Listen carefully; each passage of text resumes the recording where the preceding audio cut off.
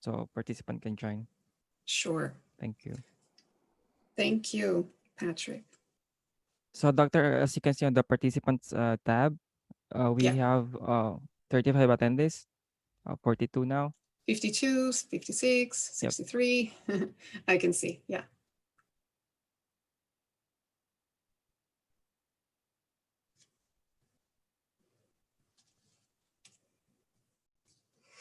A 100.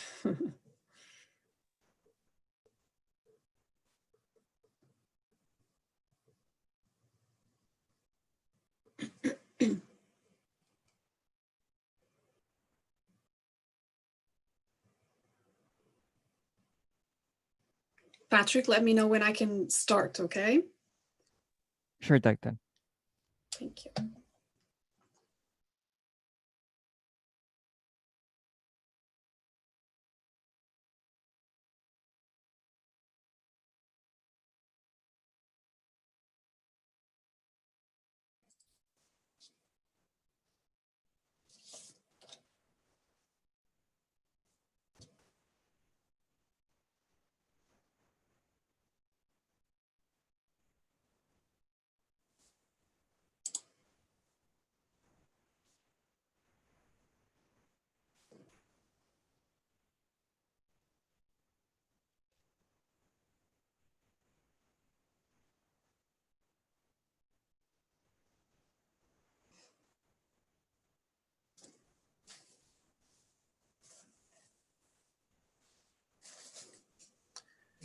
Hi, Dr. Daniela, how are you? Hi, hello, Dr. Ghanem, how are you? Are you ready? I'm ready, let's do it. Yes, let's do it. Good luck, My best wishes. Thank you so much. Thank you, shukran كتير. عفوا كتير. Hi, Dr. Daniela. We can start now, Doctor. Thank you. Okay, thank you, thank you. Okay, good afternoon, everyone. Welcome to our other module for our professional development certificate for educators called Embracing Contemporary Teaching and Learning Paradigms. This module is module 3, and it's called Developing and Teaching an Effective Lesson. And my name is Daniela Coelho. Before starting our module, I thought that it would be a good idea to introduce myself and give you a little bit more information about myself, because after all, we're going to be spending 2 sessions together. This is the first module of this certificate that will have 2 sessions. So we're going to spend a lot of time together. I think it's good that you know me a little bit better. All right. So I can tell you that I finished my graduate studies, master's and PhD in the field of language education and curriculum development. I have more than 20 years of experience teaching all kinds of subjects related to languages and English. I also taught French and Portuguese and other courses related to education. I have been very lucky to have taught in different countries, namely in Canada, in England, in Finland, and in Portugal, and now here in the UAE. And I have a lot of different interests in terms of research. Some of them are plurilingual education and intercultural communication. Now, this is all about me. You will have a chance to, I will have a chance to know a little bit more about you in my next slides. For now, I would like to remind you of a couple of things. So by now, if you have attended other modules before, you would know what this information in front of you is. If not, if this is a new module for you, I'll explain what this is. This is one way that you can utilize to join my presentation in an interactive way. All right, so if you have a QR code reader, just scan the code in front of you. If you don't have a QR code reader, you can go to menti.com and then enter that code on your phones so that you can join us. Mr. Patrick present here is also posting a message on the Zoom chat to inform you of the link and the code that you need to use to join us in this presentation. Okay, I'm going to give you a little bit more details on how exactly this is going to be used for those of you who are new, and also to kill a little bit of time while you're entering the code and making sure that you join us. So basically, if you have this code, you will be able to see the presentation on your phone. You will be able to react to certain slides. You will be able to answer certain questions that I'm going to ask and other interactive activities that you're going to have during the presentation, okay? So it would be really good if you could join us using the code so that it can be as much, it can have as much interactivity as possible, all right? I hope this gave you, this talk gave you a little bit more time to start joining us, hopefully. And I'm going to now move on to the next slide. All right. So remember, the code will be also on the chat of Zoom. Okay. Zoom chat will have the link and the code. And one thing, if you would like a translation of this session, Mr. Patrick will have already also posted a code that you can use for Microsoft Translation for you to be able to follow us in the language that you prefer. All right. Okay, so let me show you the next slide now. I'm just going to leave you some recommendations here before we start so that everything runs smoothly. If you have any questions, you can use the Ask a Question button on menti.com, and I will start seeing some of the questions here. Yes, I can see that one question is already here, okay? And then I will stop at certain moments of my presentation to address the questions. It's possible that with more than 200 participants, I won't be able to answer all the questions, but I'll try my best to address as many questions as possible, okay? Now, there will also be some moments where you will be asked to actually speak, okay, and to share your views, opinions with us. In that case, I would like you to use the raise hand button on Zoom, okay? So I'm going to repeat, for written questions, please use menti.com and ask a question button. For speaking, please use the raise hand button on Zoom. All right, and keep an eye on your menti.com because there will be a lot of interactive activities waiting for you. And just a note that this session is going to be recorded. Okay, so before I give you an idea of what the module is going to be about, I actually would like to ask you a question, which will be a good way for you to test your Mentimeter if you haven't used it before. Okay, so this is my first question for you. What kind of topics do you expect to discuss in this module, given the title of this module, Developing and Teaching an Effective Lesson? So you can use your Menti, okay, lesson planning. I can see already one answer there. Very good, okay. So that's in store, planning a lesson, okay, that's in store. Teaching methods, okay. Differentiation, that's in store too, it's the plan. Teaching time management, not so much, yes. Teaching practices, planning, teaching strategies, okay. Assessment, warming part, monitoring, yes. Student engagement. Okay, interesting. Very good, very good. Teaching strategy. So the biggest word so far now is differentiation, but there is teaching methods, okay. Planning is one of the biggest ones too here.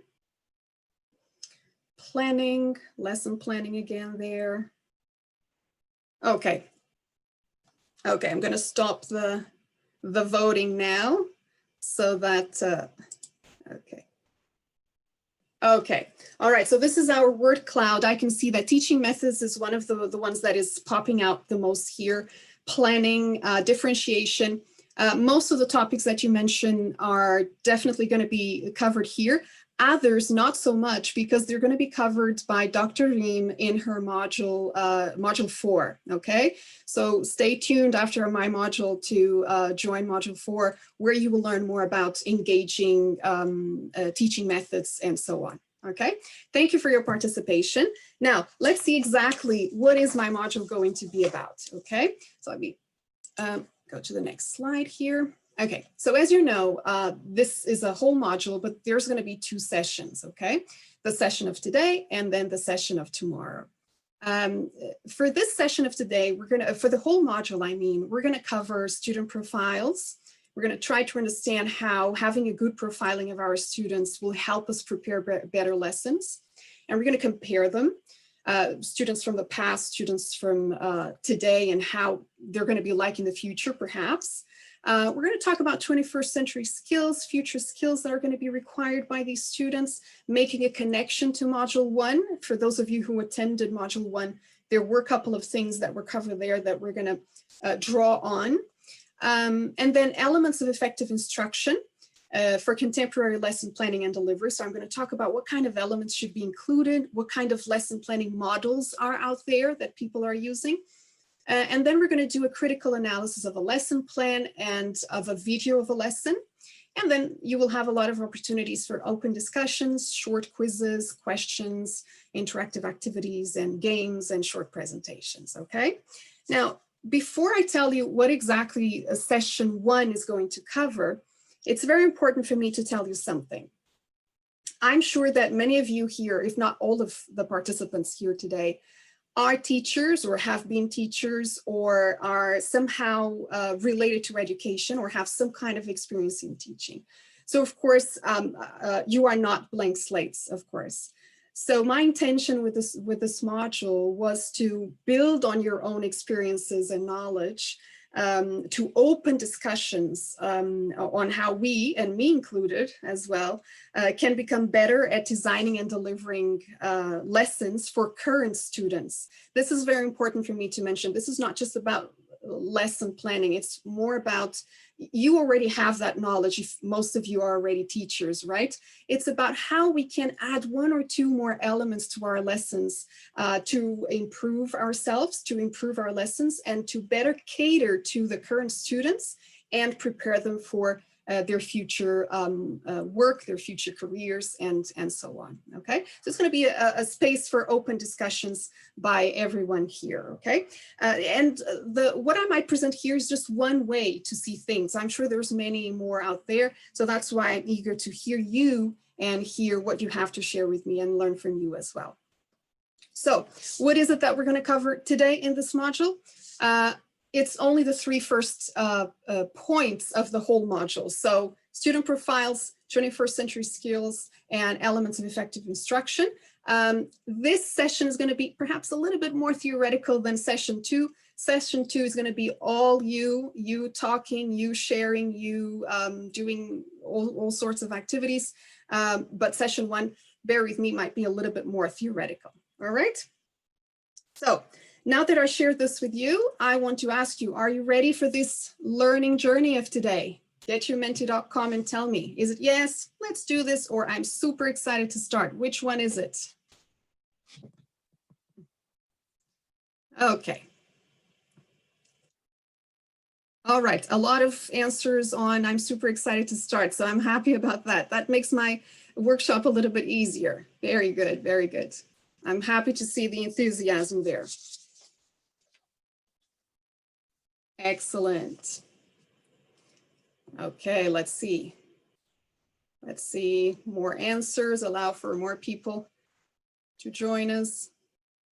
Okay, happy to see that most of you are super excited to start. Well done, good. Thank you for your contribution. I'm now gonna move on to the next slide where I'm going to ask you, I want to know a little bit more about you. I'd like to know exactly who you are so that I can adapt my presentation. Perhaps I will change a little bit the path of our discussions depending on the groups of people I will have here as participants, okay? So let's see. Can you answer the next question too, please?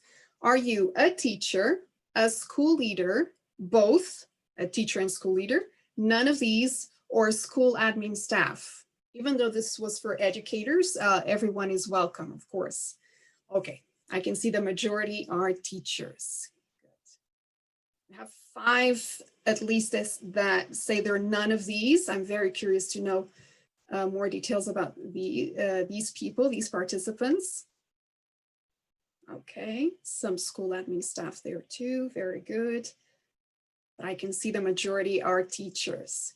Good. So we're going to have a lot to share. I can see. Good. Excellent.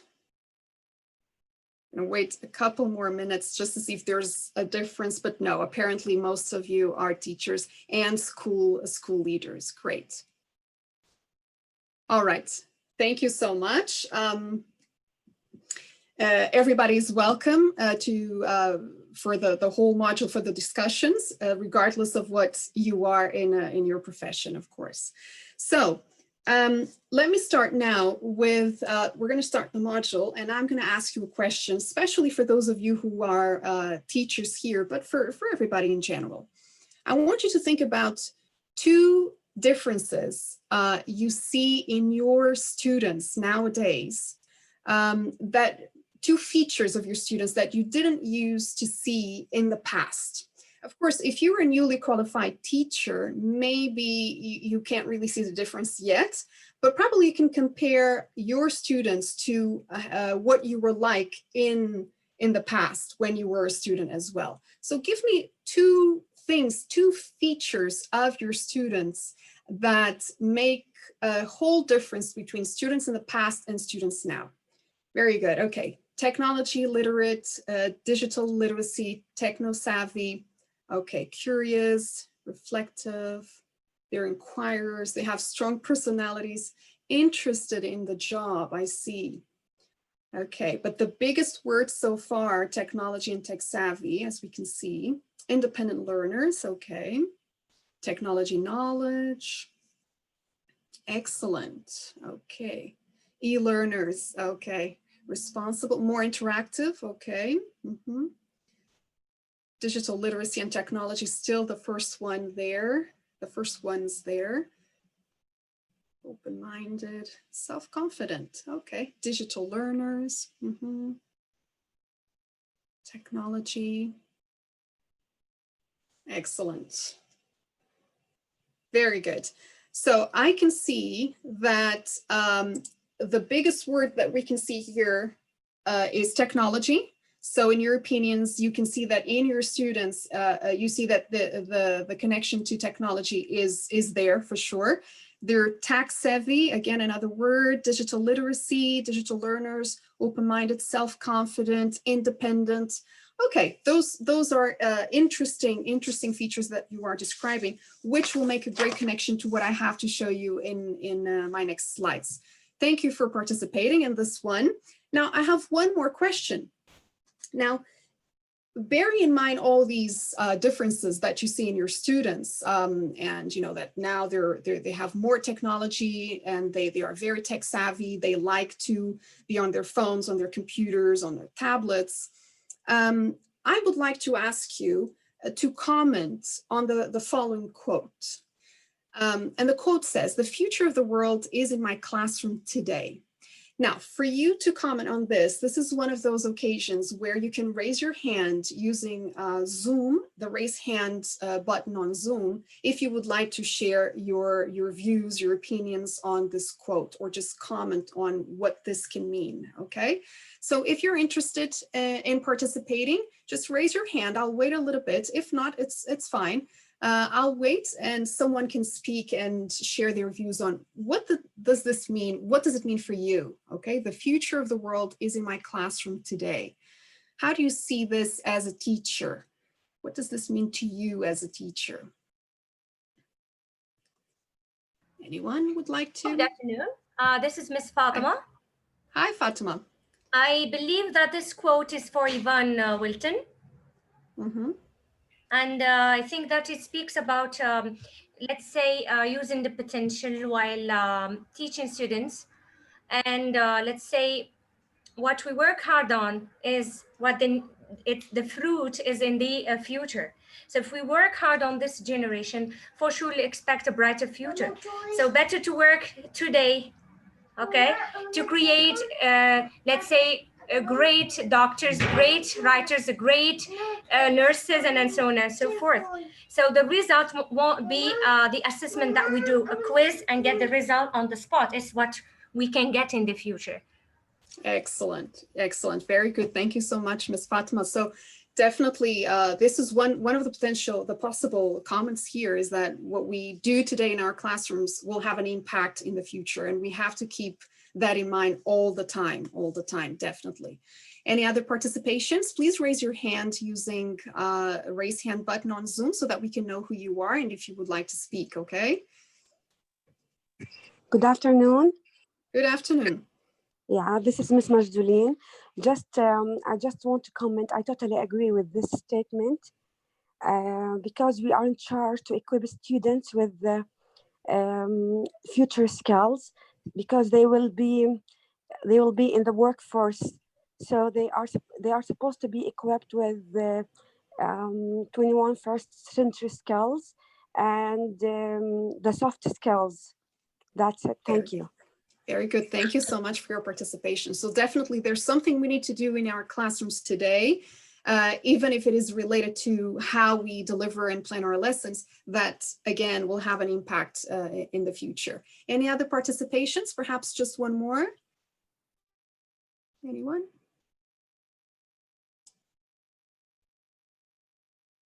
No?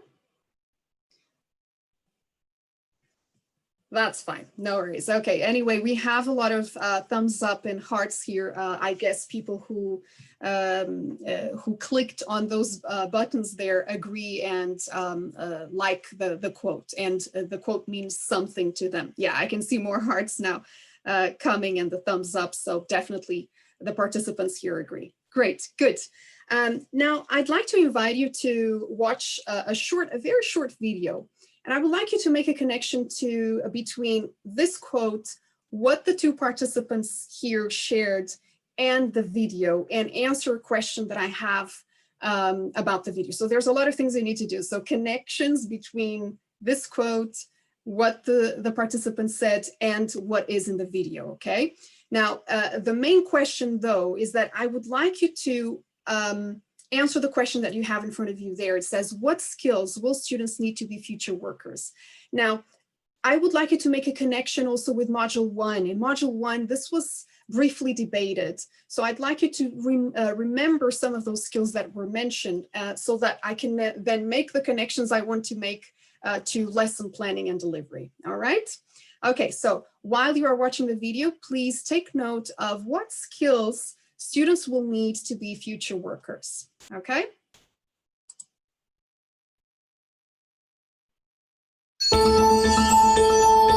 We wanted to talk about 21st century education. We are living through an educational revolution. The pace of change is staggering. Schools, regions, entire countries are turning education on its head and redefining the experiences of students and of teachers. The impact is felt by millions of children and their families around the world. Let's consider for a moment the world in which they live. A world with so much knowledge it's hard to grasp. People are creating 2,000 new websites every hour. They are uploading 35 hours of video every minute and watching 2 billion YouTube videos every day. By the time they leave school, teenagers average nearly 1,000 Facebook friends. They connect with people thousands of miles away as if they were in the same room. They consume, produce, and communicate information in previously unimaginable ways. They truly are the children of a globalized world. And where are they heading as they grow up? To a hyper-connected world with more people and fewer resources. A busy and competitive world full of uncertainties. A workforce that is more mobile and better qualified than ever before. And careers that span multiple jobs, positions and skill sets, some of which haven't been invented yet. In response, education leaders are making big changes, building 21st century skills, using enabling technologies, and personalising learning to engage students in diverse and creative ways. In South Korea, schools are switching to digital textbooks so students can study anytime and anywhere, with online hours recognised as school attendance. In Denmark, students are using the internet while taking exams. They can access any site they like, even Facebook, as long as they don't message each other or use email. In the USA, ultra-personalised learning approaches allow students to create their own individual schedules. Their interests and performance are logged daily to generate playlists of learning options, with teachers' time freed up to mentor and supervise students. learning can happen anywhere and everywhere. That's why some Australian schools are pushing learning beyond school walls, where internships with local organisations are a fundamental part of each student's learning plan. Distance learning programs are connecting seriously disengaged students with online learning communities and personal mentors to help them rediscover their love for learning. The opportunities for 21st century education are immense. These examples point the way to ensuring that tomorrow's workers, parents and citizens are more creative problem solvers, better communicators and lifelong learners. To make sure that change happens on a massive scale, we need to make big changes. That's why we've designed the new Australian curriculum online. Okay, I'm gonna stop here. And just move this here. All right, okay, and now I hope you took note of some of the skills that were mentioned in the video, and now you will have a chance to share them with me using menti.com again, okay? So write one skill at least that you heard on the video that is a skill that students will need in their future, okay? So one skill that was mentioned in the video that students will need in the future. All right, I can see some words popping up already. Problem solving, very good. That was definitely one of the ones that was mentioned more and more. 21st century skills, which includes problem solving. Creativity, which is one of the 21st century skills.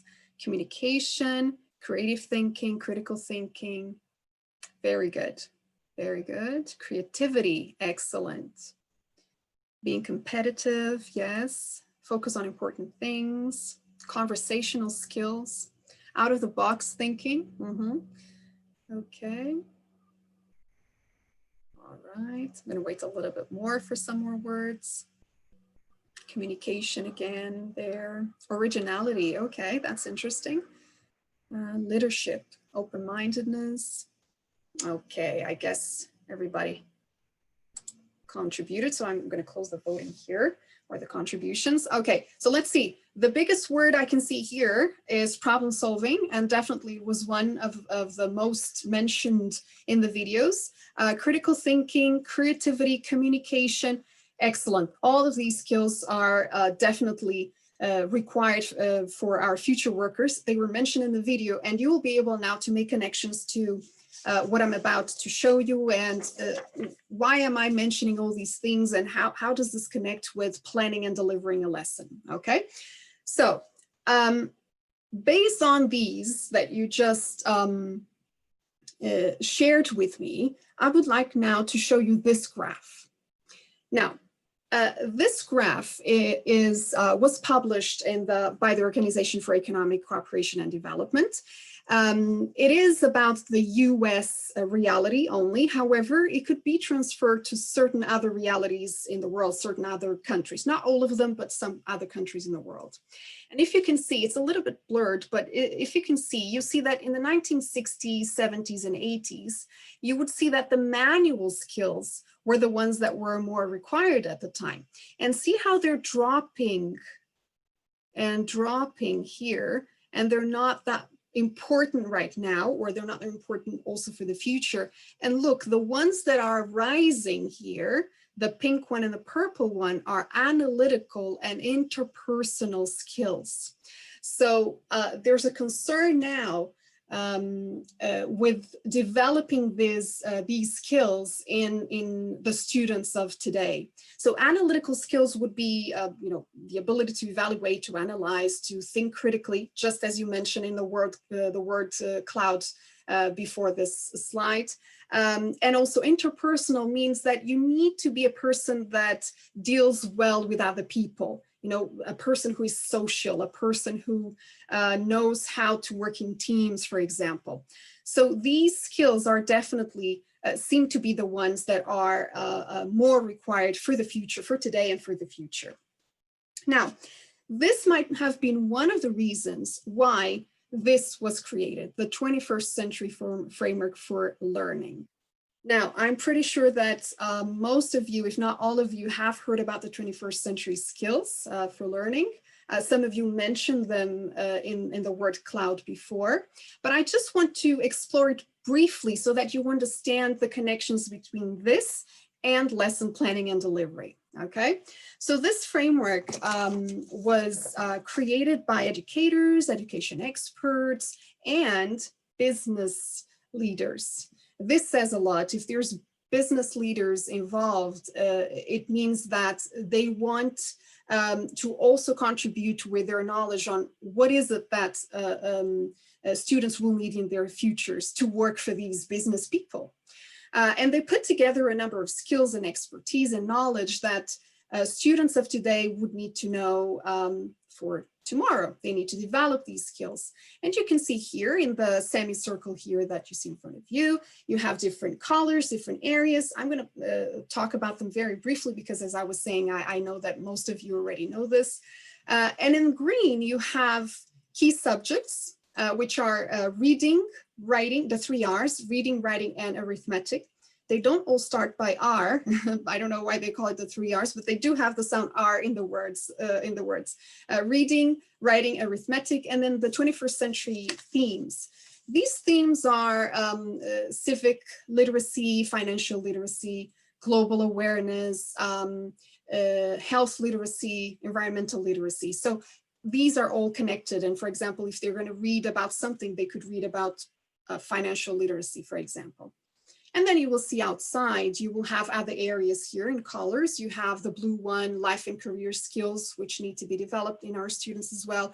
Learning and innovation skills with the so-called 4 C's that everybody seems to know. Critical thinking, most of you mentioned that in your answers. Communication, it was mentioned in the video as well as one of the key skills.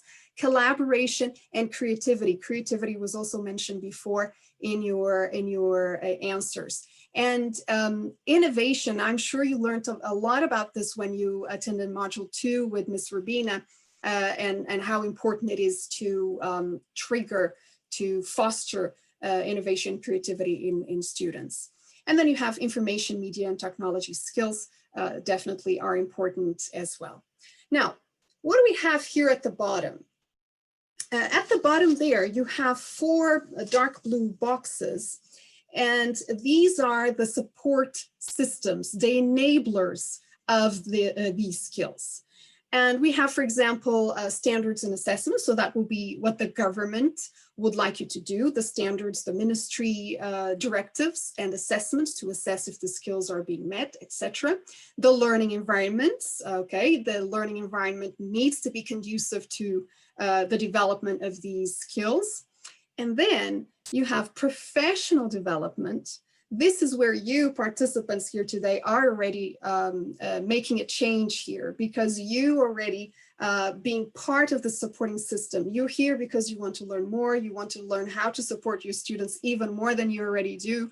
And so you are already part of this supporting system today actively, okay? Because you can be part of this change. And this other support system, curriculum and instruction, is where module 3 is going to focus on, because this is where we can act to foster the change that is needed. This is where we can change and we can cater to our contemporary students, okay, by acting at the instruction level, at the lesson delivery level and lesson planning level, okay? So here's the connection with the module. So the question now is, what can be done at the level of the instruction to support all these skills that you see in front of you? I can see some questions popping up. I will stop in a couple of minutes to answer some of the questions, okay? So the first thing you can do at the level of instruction is to understand really well who your students are. And this is one of the reasons why I asked you before, what kind of features do you see in your students nowadays that you didn't see in the past? Because it's important to understand who our students are to understand what we can do for them. So based on literature and research and what the experts say, I gathered here some of the current student profiles that we have nowadays There's many more, but I'm going to focus only on these 6, which will have a connection to this module of today. So definitely, and you've seen it in the video also, they have instant access to information, right? So they a click of a button and they have information. In our times, or I mean, in my time at least, if I wanted to know something a little bit more, a deeper understanding of a topic, I would have to go to a paper encyclopedia, right? Right now, no, they just go to the internet, they go to Wikipedia, and at least the foundation, the basic information is available there. And they also have multiple sources of information. So they can read a blog, they can watch a video, they can follow a blogger, they can follow a YouTuber, a trendsetter, they can, you know, there's many sources of information for them to collect the information they require. They also have worldwide connections. If you notice in the video, they said that nowadays, some of the students of nowadays might have already like 1,000 connections on Facebook, for example, or Instagram, or all those social media platforms. So they can actually connect with people who are in another corner of the world, and you know, it's possible. In the past, that would be a little bit more difficult. Now, another interesting feature that I found is that they have low tolerance for boredom.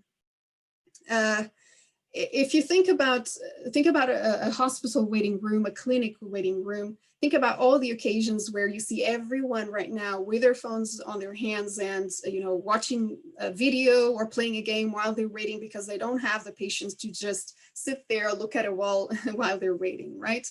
And I think that the whole access to information is becoming something that the younger generation makes the younger generation become a little bit less tolerant to any boredom, and they like to be active, right? Then there's technology savvy. Students of today are very technology savvy. That was one of the features you mentioned in my first question. It was the one that had the biggest word there. I'm not going to talk too much about this because later on we are offering a certificate on educational technology, and all these things are going to be talked about for sure. And then someone mentioned in the first question that I asked about what features do you see in your students now that you didn't see in the past, someone mentioned interest in the job. And I found that very, very interesting because it really makes a connection with what is here too. Students now are not too interested in theoretical topics. I mean, they know they might have to learn them, but they want to know why. Why do I need to learn this? Is this going to be practical? Is this going to be useful for me in the future, in my life and my job? So these are some of the features of the current students, okay? There are more. I wanted to focus on these. So I would like to ask you now to answer a question that I have in my next slide. I want you to think that from all these 6 features, which ones do you think you see the most in your students and the least? So if you could rank them, if you could rank the features of current students from the ones you see more in your students to the ones you see the least, because these things can be different from level to level. I wouldn't imagine, for example, your kindergarten, elementary students having worldwide connections, for example. Or for example, I usually teach adults, working students, and they are, some of them might not be that technology savvy, for example, but they are, you know, very interested in information that is practical for them to use in their jobs. So let's see how you would organize that. I can see that the one at the top so far is technology savvy. It was before as well in your when I asked the first question. So let's see what else. How are we going to organize these features here? Okay. Technology savvy still first place there. And there's a fight there between interest in practical skills and instant and varied access to information. It's interesting to see that the 5th one there is low tolerance for boredom. Oh, sorry, there's a mistake there. It's not freedom. I meant boredom. I didn't notice that mistake. My apologies. Low tolerance for boredom. Sorry. Okay, technology still first place. Okay, I'm gonna wait a little bit more, perhaps 30 more seconds, and then I'll stop the voting so that we can have a better analysis of your answers. Okay. I think I'm gonna stop the voting.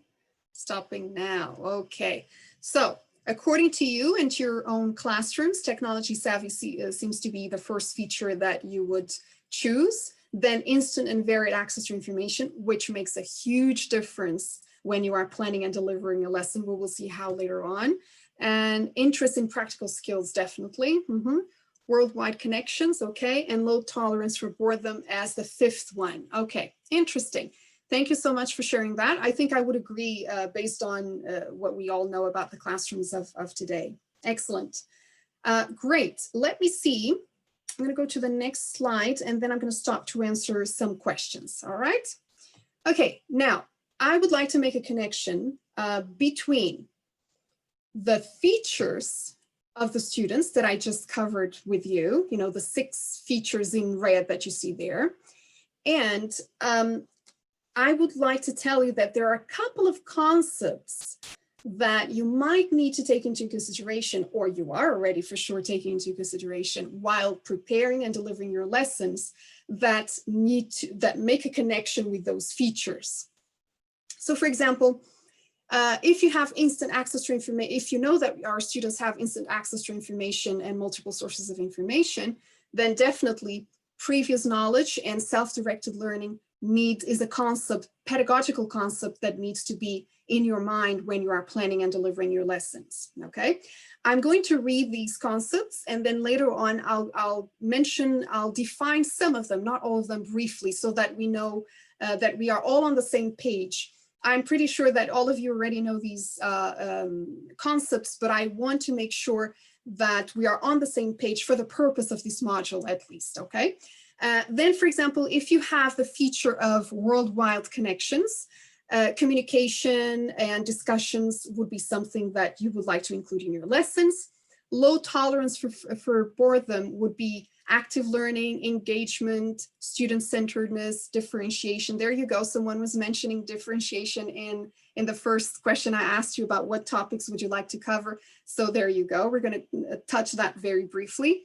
If they are technology savvy, of course, you would like to include learning supported and enhanced by technology.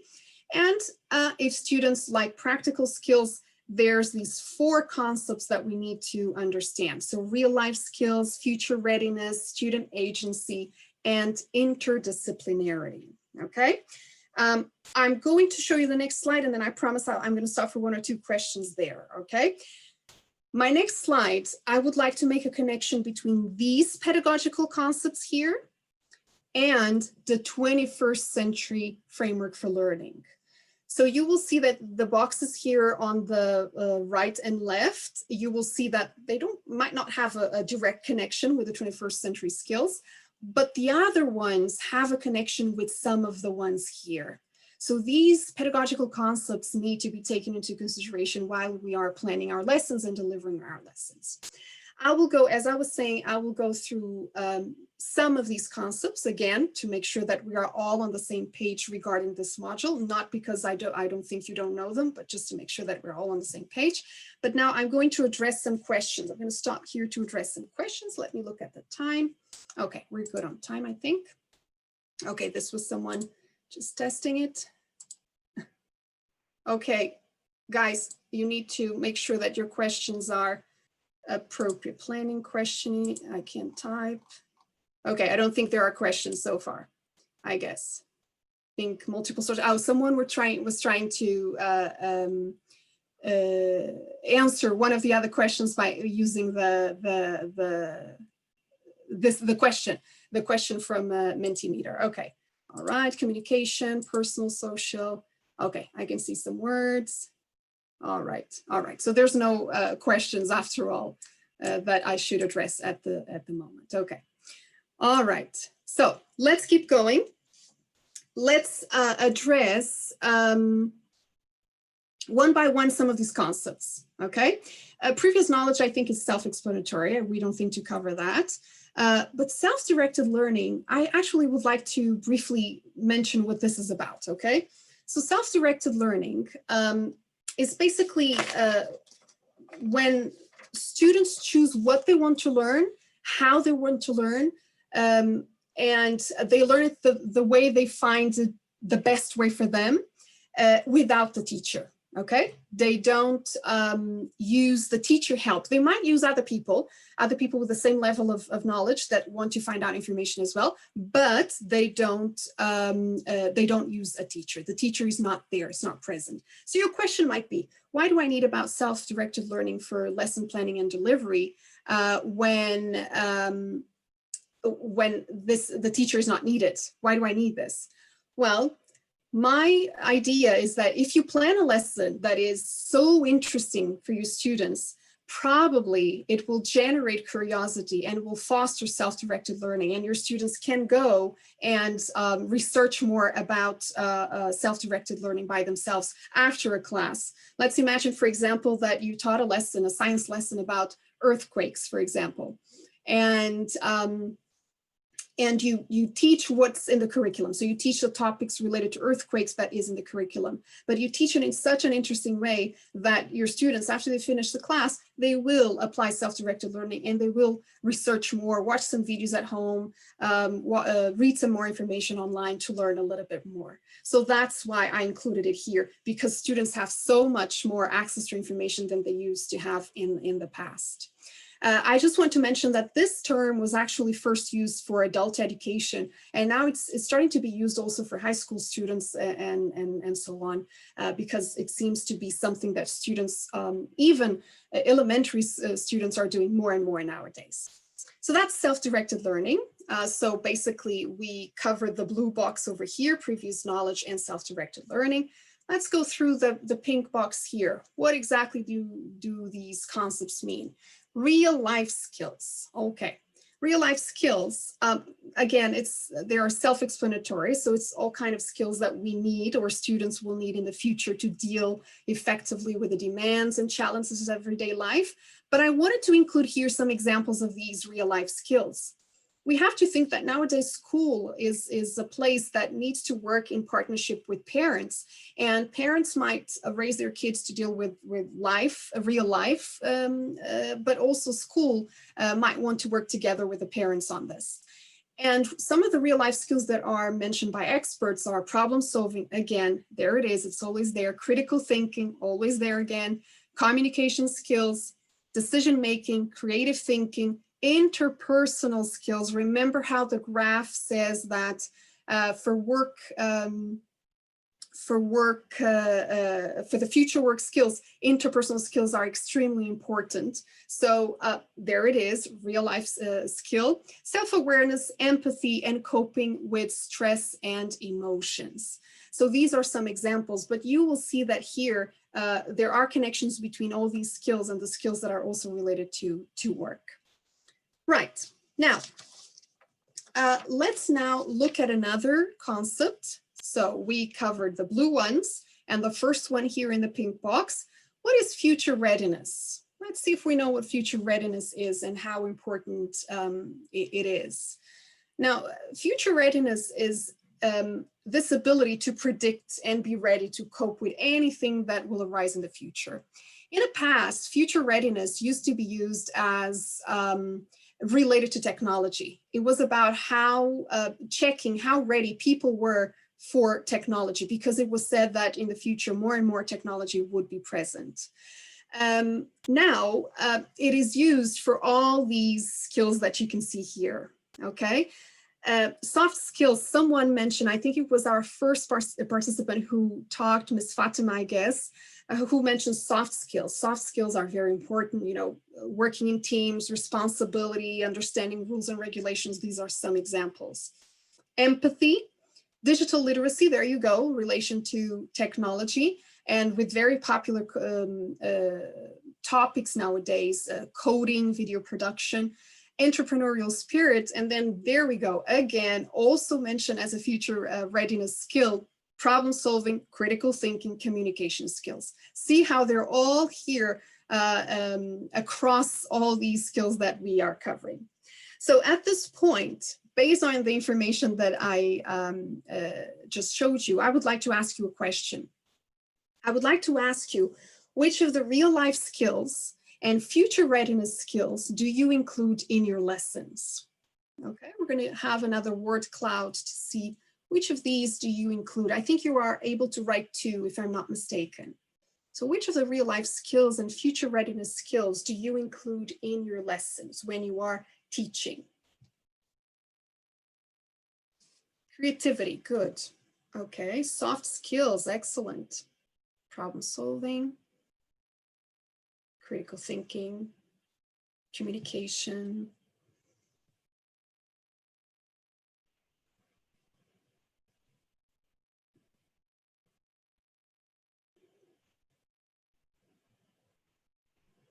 Okay. Very good. Critical thinking seems to be the one that is most used or applied in your lessons, or the one that you foster the most. Creativity, communication, problem solving, empathy. That's interesting. Soft skills. Again, critical thinking is winning so far. Problem solving.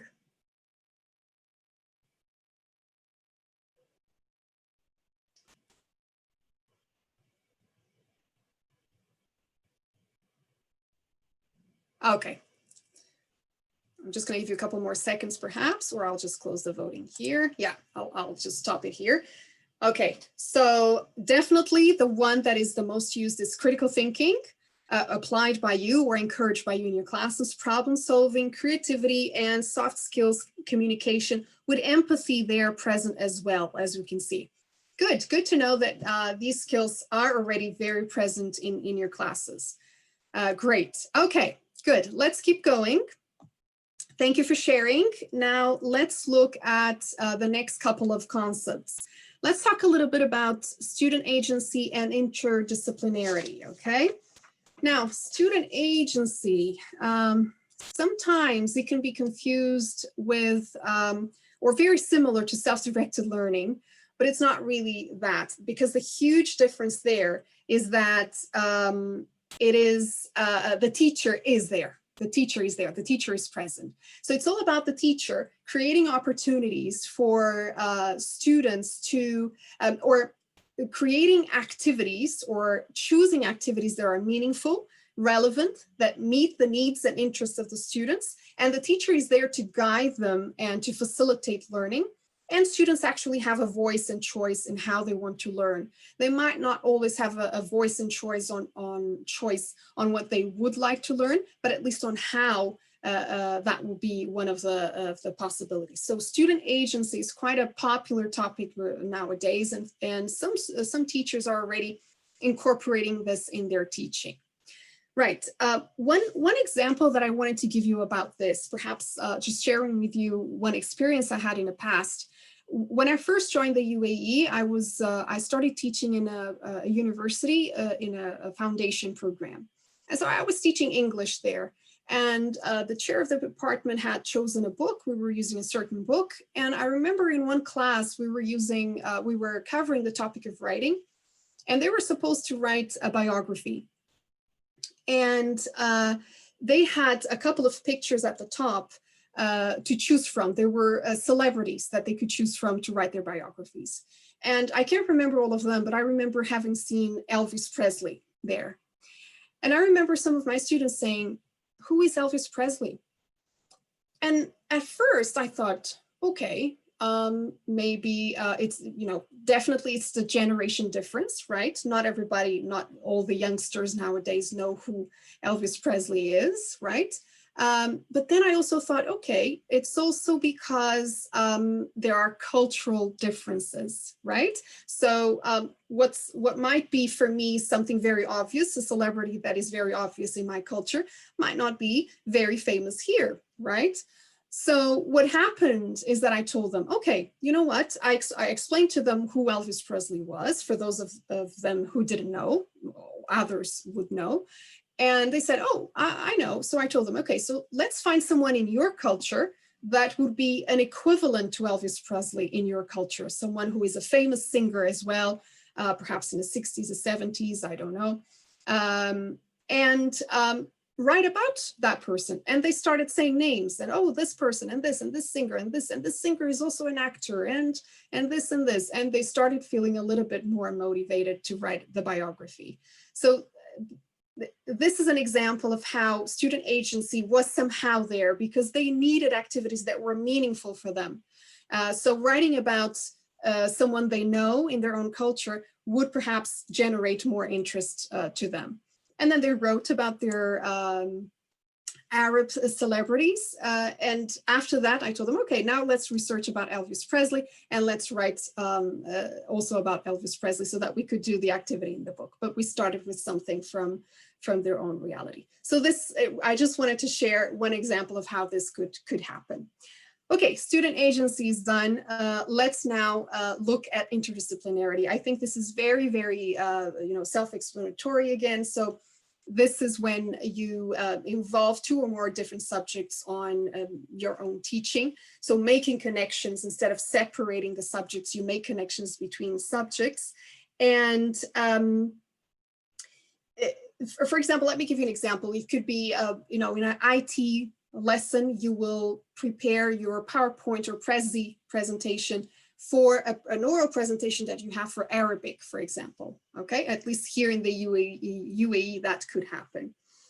Or, I don't know if you have been, I'm sure you have been attentive to the recent interest in the Finnish educational system. And in Finland, there's this attempt to add some fluidity to teaching and to subjects. And instead of separating them, it doesn't mean that there's no subjects. The subjects are there, but sometimes you can have 2 to 3 teachers in one classroom. You can have the English teacher, the math teacher, and the history teacher in one classroom teaching a lesson together. And this is called phenomenon-based learning. Now, we don't have time to talk about phenomenon-based learning, but I hope that I have generated some kind of curiosity and interest, and now you will activate your self-directed learning to learn about phenomenon-based learning if you have never heard about it. If you have, maybe you want to research a little bit more. Right, so after covering interdisciplinarity, I would like to ask you, what is your context? Do you do that? How often do you include other subjects in your teaching? Is it never, sometimes when it fits the lesson, very often because I work closely with my other colleagues? Is it every week, or is it always every single lesson you include other subjects? Let's see, sometimes, okay, let's wait.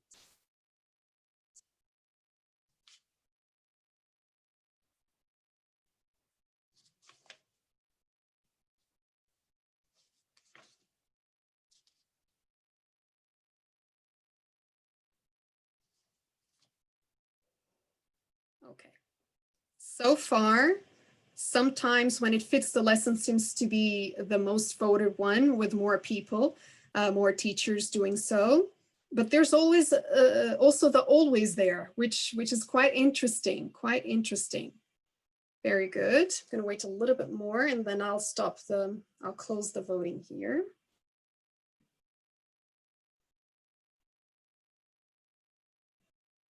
Okay.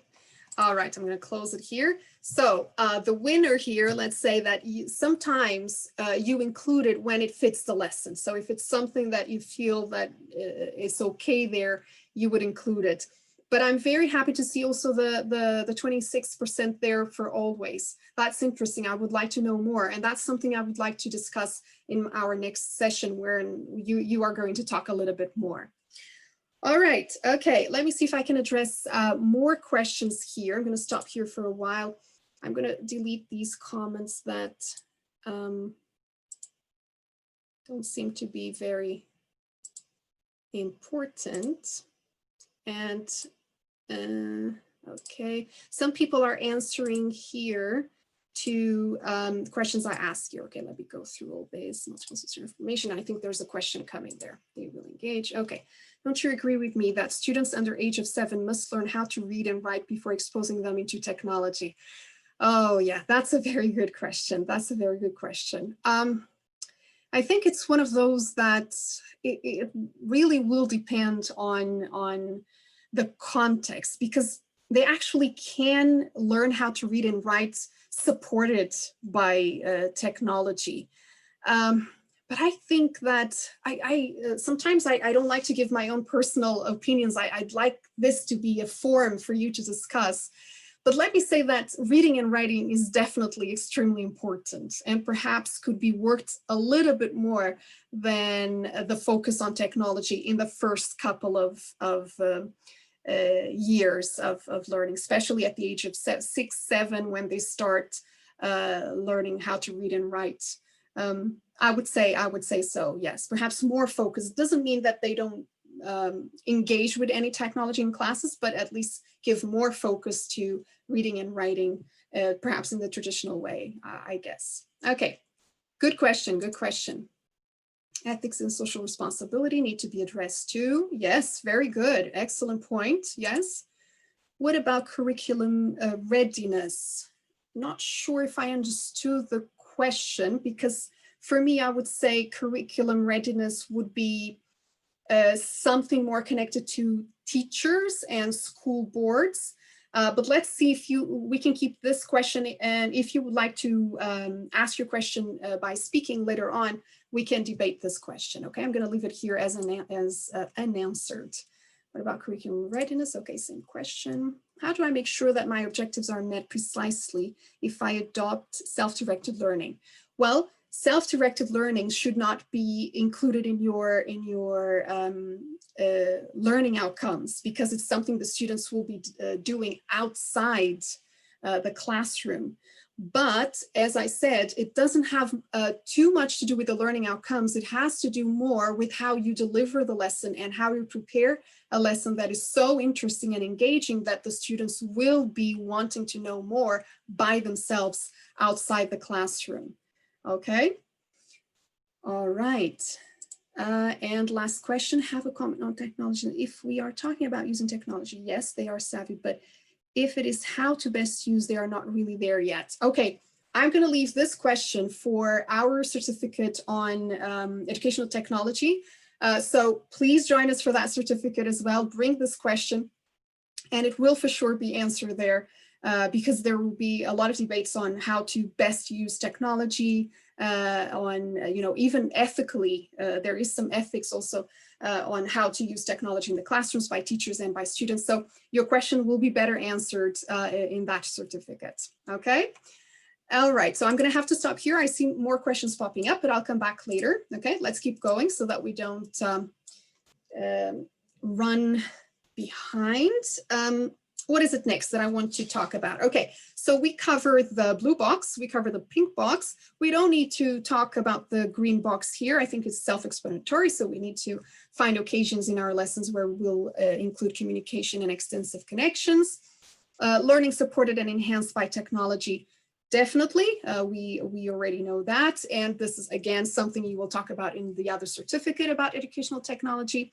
But now let's talk about these 4 last concepts, pedagogical concepts, so that finally we can make a connection to lesson planning and how to organize our lessons depending on these concepts, and how to incorporate them in our lessons and how to incorporate them in our delivery of a lesson, okay? Now, active learning and engagement, student engagement. I'm going to mention this very, very briefly because Dr. Ream in her module 4 is going to cover this in detail, okay? So I just want to mention briefly that active learning is about making sure that your students are actively participating in the learning, and they're not just sitting there listening and memorizing and regurgitating information for the tests. They need to be involved in the learning by means of several activities, as you can see here, and you will see many more in Dr. Ream's module. She will give you tips and methods on how to do so. And then you have student engagement, which of course, you know what it is. Basically, it's the level of motivation, curiosity, attention, and interest the students have in the lesson, and how that, of course, is conducive to deeper and better learning, okay? All right, so we have two more topics, pedagogical concepts to cover before looking at lesson planning and delivery.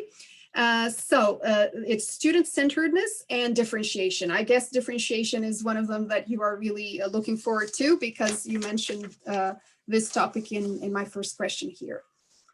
So student-centeredness, well, it can sometimes be associated with student agency because its focus is on preparing activities that meet the needs and the interests of the students, but it goes a little bit more beyond that, because it's also about focusing on the context of learning, the culture and the background of your students and the whole context there. One example could be here in the UAE, for example, in private schools mostly, the US curriculum, the British curriculum, Canadian, French, Italian curriculum are present in the schools here. However, if the school and the teachers adopt a student-centeredness approach, they cannot simply copy-paste what is done in those countries and apply it here for several reasons. One of them being, as you can see there, the culture is different, right? So we need to take into consideration the local culture to make sure that we incorporate that those curricula, but in a way that is student-centered and adapted to the reality of the country. And then finally, we have differentiation. So differentiation, as I'm sure you already know, has to do with the fact that we have in our classes diverse groups of students. So we have students who have diverse learning styles, a variety of levels, of abilities, of skills. And sometimes we need to personalize our own teaching and personalize their learning to cater to all these students, which is not an easy task. Now, in our session 2, we will actually analyze critically a lesson plan where differentiation activities will be there. So I would like you to discuss that more in session 2, and would like to hear from you what you do to differentiate in your classes and how important it is for your teaching and for the success of your students. So we have covered the whole, the main concepts. So we started by looking at the student profile, current student profiles. Then we looked at the 21st century skills, which you can see here, the 21st century framework for learning. Then we looked at pedagogical concepts that we need to make sure that we incorporate them in our lessons for successful, effective instruction. And now is time to ask this question. How can we now incorporate all this to deliver effective lessons for these students? Well, I would like to start. Let me see if I stop here and address some more questions. Okay, this one will stay for later. This one. Okay, in my recent experience with students and teaching behind the screen, even we are using many interactive activities, still they are lost. Oh, they lose their interest in learning. Yes, I understand. This is something that is experienced by a lot of students, and even at university level. It has been a struggle for students, for teachers. We're always trying to motivate them to make sure that they are following and so on. Again, this is something that will be addressed for sure in the certificate about educational technology and how to generate more interest in students and have them more engaged. And I believe also in Module 4, you might have some mentions to methods that will help you engage your students a little bit more, and perhaps discussions on this. So please save this question for Module 4 as well. All right. Thank you for that question. I would like to know, what is your opinion regarding the use of mentoring as an informal formal subject in order to orientate future students to the real professional world? Mentoring. Do you mean mentoring by whom? Perhaps you can add another question to explain this one. Mentoring by real professionals, mentoring by another student, mentoring by teachers. Could you specify so that I can answer your question better, please? I would appreciate. So I'll come back to the questions in a minute, okay? All right, so let's keep going. And now I have a quote that I would like you to read, and I would like you to tell me if you agree or disagree. And if you agree, I would like you to show me the thumbs up button. If you disagree, I'd like you to show me the thumbs down button. Okay, you can see that the buttons there now are different. I'm going to read it while you are deciding which one do you want. So it says, in such a world, the last thing a teacher needs to give her pupils is more information. They already have far too much of it. Instead, people need the ability to make sense of information, to tell the difference between what is important and what is unimportant, and above all, to combine many bits of information into a broad picture of the world. Okay, I can see most of the answer, or all the answers so far are thumbs up. There's one thumbs down or more thumbs down, okay.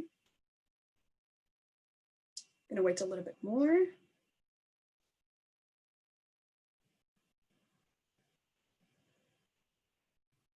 Okay, most of the answers are thumbs up, but I'm interested in listening to some of the participants that answered thumbs down, and then I will also listen to the ones that chose thumbs up. Can any of you who chose thumbs down raise your hand, please, if you would like to talk, and tell me why you disagree, please. If you would like to talk, please raise your hand on Zoom and let me know why you disagree, please.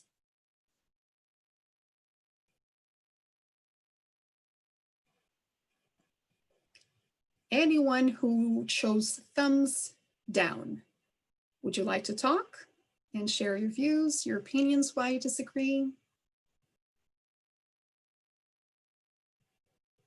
No? Okay, no worries. Okay, let's move on. Wait, I'm going to go here to the question and answer, see if, okay, there are some questions, but I don't think it's related to this. No, okay, all right. So I'm going to close and we'll come back to this as well later. So if we don't have any thumbs down participants wanting to share their views, perhaps I can have one of the thumbs up to say why you agree, please. Any volunteers?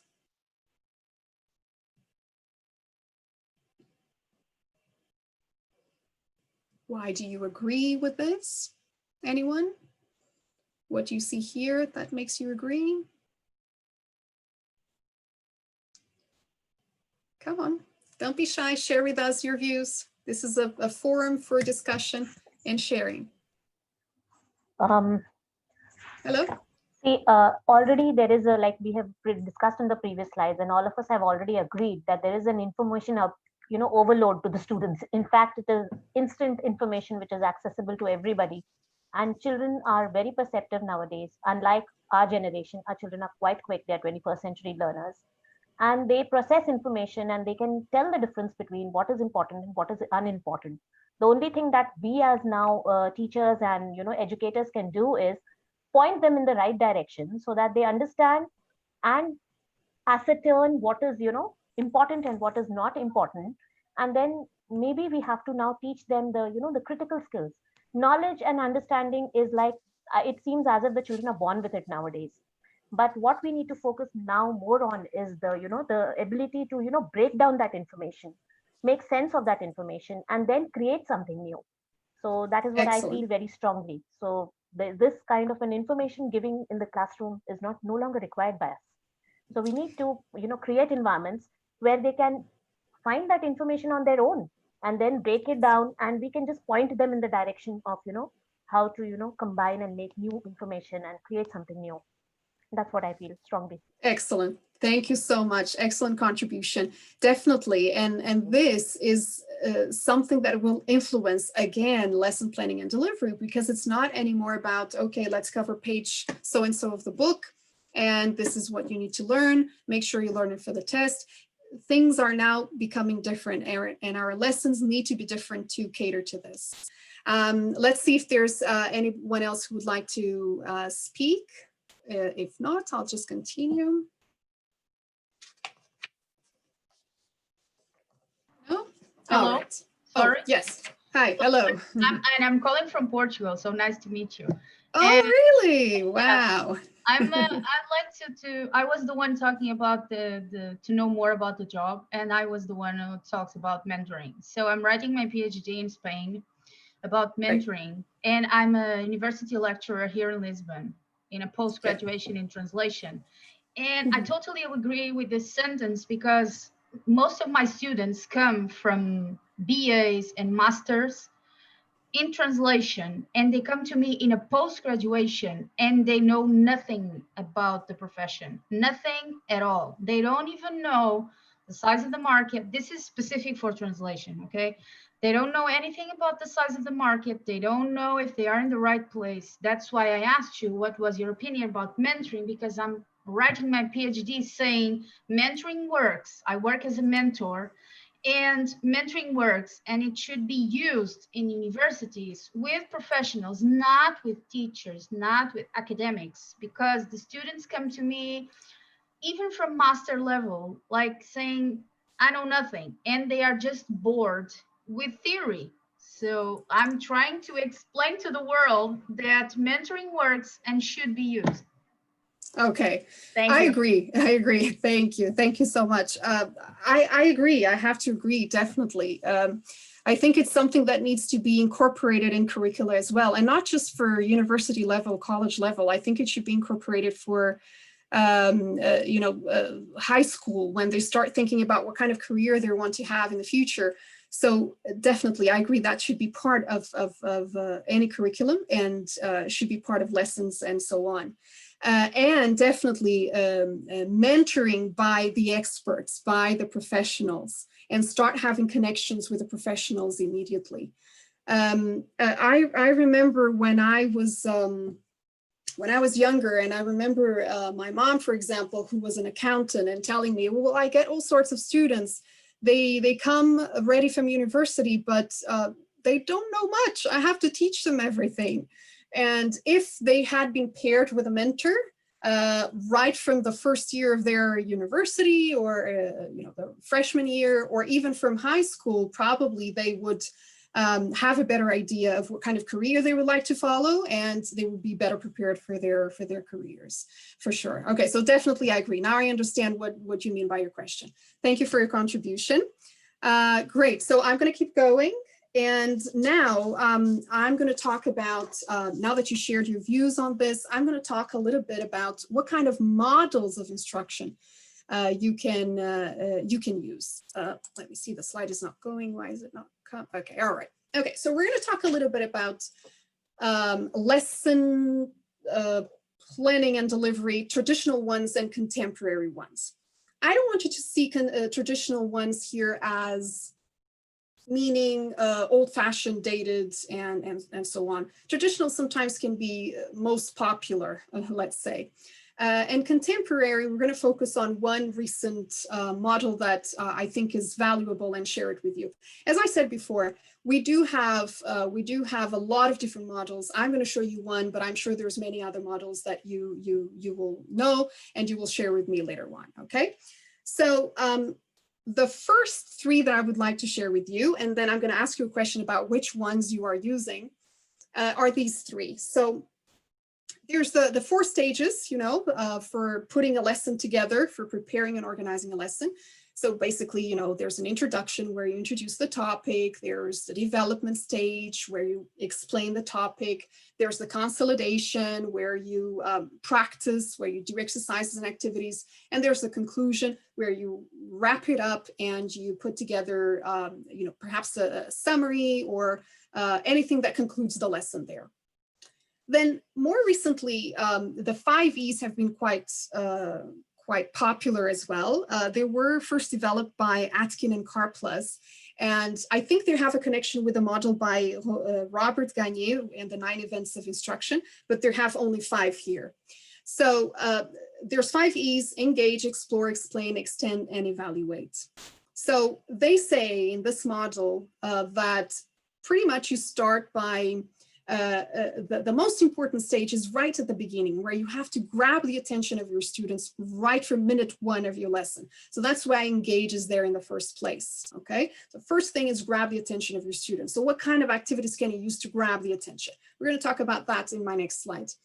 And then you start exploring. It doesn't mean exploring, doesn't mean that you as a teacher exploring. It can be your students exploring the topic by themselves and try to find out what they already know, what they want to know, and research and then share with you. Then there's the explain part where your students will explain, where the teacher will explain the topic and compare with what the students found out when they did the research by themselves. And then extend, where practical activities will be done. And finally evaluate, so test the knowledge of the students. So every single lesson, according to this model, should have these 5 stages. Now there's another model called the PP model, and this is the one that I'm going to talk a little bit more about. So I'm going to leave it for my next slide. But what I wanted to say is that regardless of the model that you choose to organize your lesson, and you will see in session 2 a lesson plan for us to debate that follows one of these models. But regardless of the model, it's very important that you answer all these questions every time you plan a lesson. Probably the first question you don't have to answer all the time, because if you are teaching a group of students for a long time, by the second, third lesson, you already know them, or after a month, you know them even better. But basically, you need to know who your students are. You need to know their backgrounds. You need to know the number of students you're going to have. You need to know what kind of things you already know. So this question is very, very important. And this is why we were talking about the profile of our students. Remember the features of our students, what kind of features they have nowadays that will definitely have an impact on our teaching. And then you will have to answer this question too. What do they already know? Remember, they already have access to a lot of information. I'm sure they already know a lot of things about certain topics at least. So it's going to be boring if you're going to plan a lesson where most of your students already know about that topic, even if it's just a little bit. Probably they will feel happier and more engaged if you're going to pick up from what they already know. Then you must focus on what they must learn. So you're going to look at the curriculum. I think this is the easiest way. So you look at the curriculum and you try to see what kind of things they need to learn and perhaps choose the most important sometimes. I'm going to talk about this later.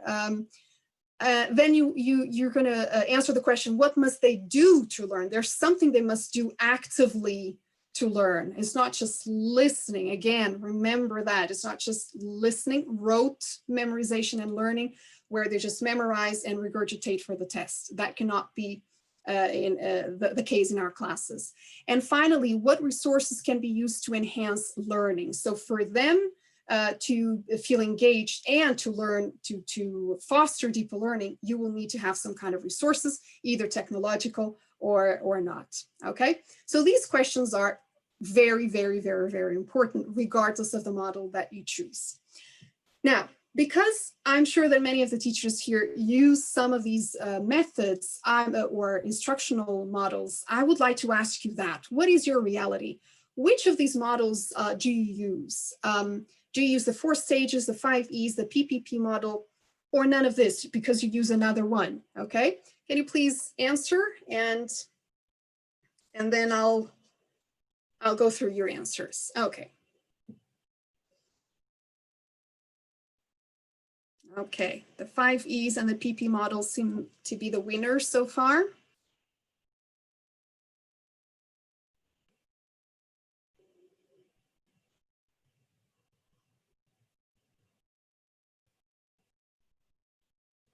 Okay, let's see if some more people are going to vote, and then I'll close the voting here.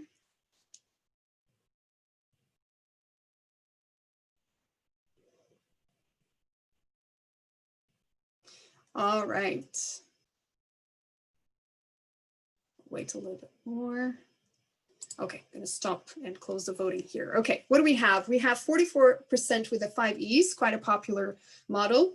PPP also quite popular with 35, 14 for 4 stages, and there's 7% for other.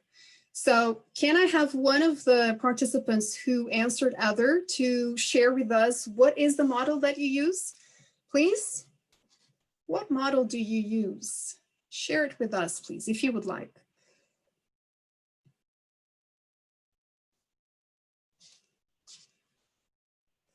Anyone?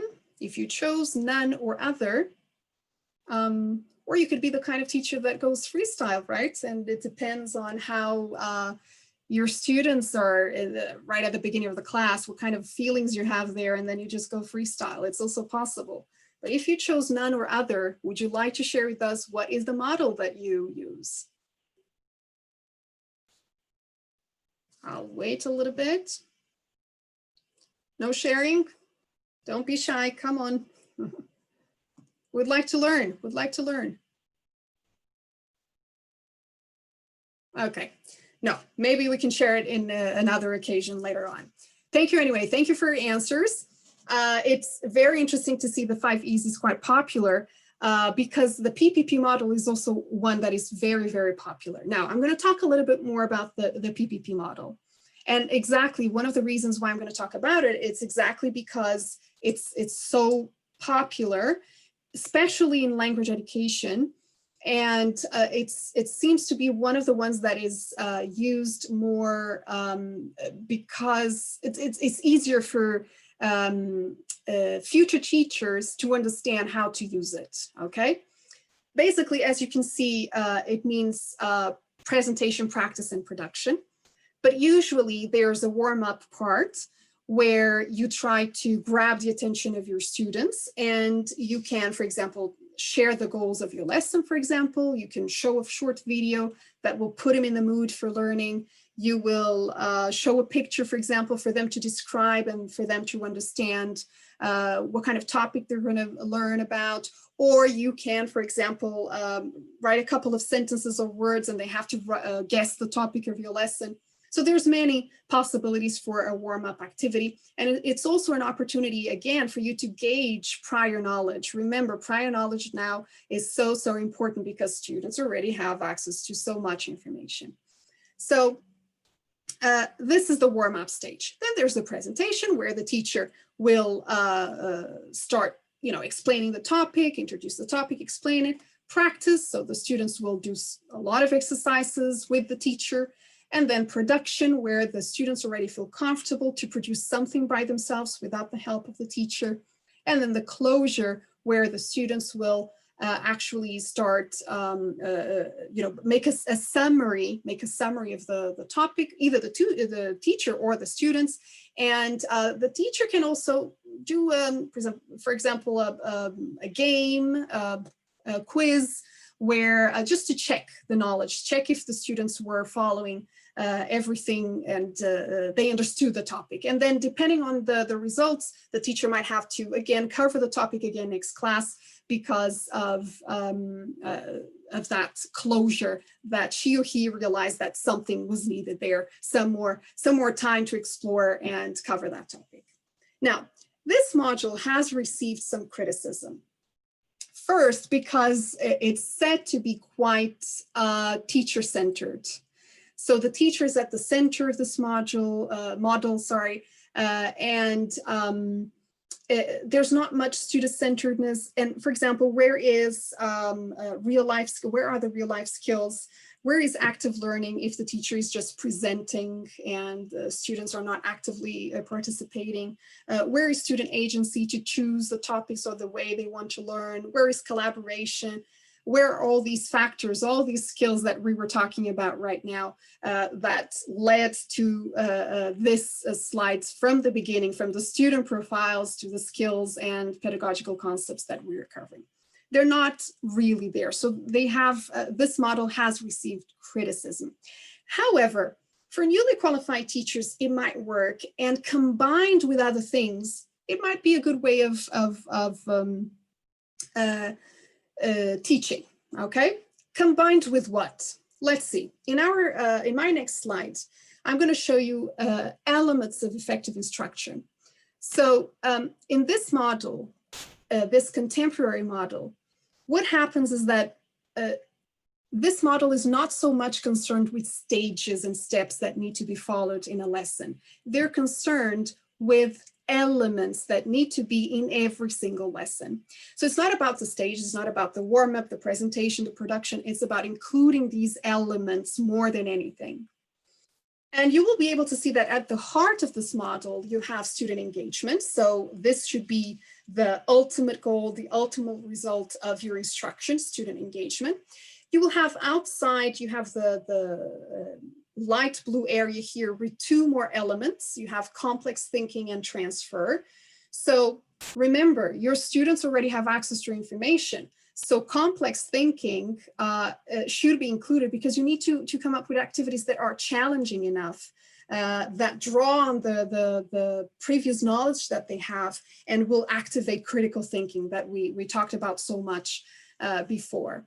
And then you have transfer. Remember how important it is that the skills that the students learn in their classes are transferable so that they can use them outside the classroom, all right? Now, in order for these factors to work, there are other elements outside that need to work and to be, included in your lesson plan and delivery. Clear shared outcomes, varied content, materials, and methods, practice and feedback. Clear shared outcomes. This is extremely important. Students need to know what and why they are learning certain topics so that they can, so that we can guide them and they can guide themselves into developing their own learning strategies to meet the goals that the teacher has in mind. So it's very important that students are told what the goals are for each one of the lessons. Then you have varied content, materials, and methods. Well, this goes with what I was saying about student agency, student-centeredness. It's important that you prepare activities that are meaningful, relatable to the students, that meet the interests and the needs, activities that engage them and are not boring. So this is another important element. And again, this is something we're going to cover in Module 4 with Dr. Reem. And she's going to give you some examples of methods and tips on this. And then there's this one that I cannot talk about long enough, practice and feedback. I have along my career, I have visited a lot of different schools. I have been very lucky to have done so. And practice is essential. And sometimes I can see that because they have curricula, they have to cover the topics in their curricula. They rush through, or they are forced to rush through certain topics, and then there's not enough time to practice and for students to learn deeply certain topics, certain subjects. And practice is very, very important. Sometimes out of the 10 topics they have to learn for a subject, if they learn at least 2 or 3 deeply, it would be better than learning 10 that they don't cover deeply enough. They don't know when they go to their careers, they don't remember, they don't know what they're doing. So enough time for practice in class. And if you have to, go another class in another class, is very, very, very important to cover the same topic in more than one class. And feedback. Feedback is important. Students need to know areas for improvement so that they can improve and become better in whatever the subject. And finally, learning environment is extremely important as well. Let me check the time here. Learning environment is anything related to physical space, routines, procedures, relationships between students and teachers, or students and students. And we need to make sure that the learning environment is positive and safe. I saw that in Module 2 with Ms. Rubina, you covered a little bit this. The learning environment needs to be safe and positive. So that students feel okay with taking risks, with asking questions, and making mistakes if that is the case, because making mistakes, we will learn for sure. Right, so this is the Great Schools Partnership elements of effective instruction that are very, very important and we should include in our lesson planning. Now, what do we do with this mathematical formula here? So we started by covering student profiles. We looked at the 21st century framework for learning. We looked at the concepts, pedagogical concepts that need to be included in our lessons. We looked at models of instruction. So we looked at the PPP, the 5 E's, the 4 stages, and others that you are also using, as you said when I asked you that question. We looked at the elements of effective instruction. How can we now incorporate all this in our teaching? Is it possible to incorporate all this? How do we do this? Now, in order to find answers for this, I will, of course, have discussions with you to try to understand how you incorporate all this in your lessons. But I will invite you also to watch a video, of a short video of a lesson where we're going to try to find out some of the features that you see here and try to analyze if they're important, if they were well used in the class, or if there could be, there's room for improvement. And then drawing on your own knowledge, your own experience, you can share your views and give suggestions. But before that, I thought we could play a little game just to review some of the things that we covered here today. So in order to do so, you will see on your menti.com that you can join us. I can see many of you have already joined us. Okay, so you can use your own names or nicknames if you prefer. If you prefer to be a little bit more private, it's fine. So join us. We will see a lot of bubbles coming up here once everybody is ready. I only have 75. Please, we can have many more. You can have 80, 100 more even. So I'm going to give you a little bit of time so everyone can join.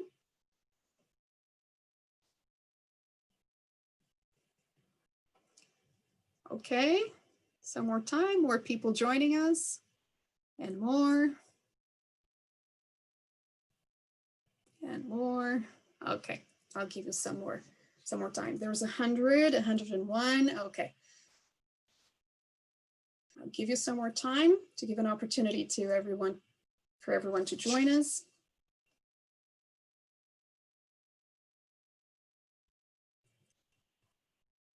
Okay. I think I'm going to start now. I think we have a lot of participants so far, more than 100. So let's answer, I think it's just 5 questions, okay? Some of them are just to review some of the topics. Others are more application kind of questions, okay? Let's see, let's start. Ready? All right, first question. Whoops.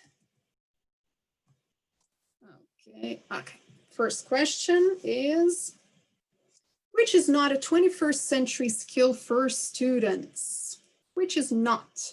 Communication, civic literacy, learning environment, critical thinking. Have to be fast to be the winner. And time's up. Okay. All right. The correct answer was learning environment. That is not a 21st century skill from the 21st framework of learning. Learning environment was in the elements of effective instruction in the circle, the last one that I showed, okay? So probably you were confusing those two. Anyway, let's keep going. Question number 2. Remember, you have to be fast if you want to be the winner. So question number 2.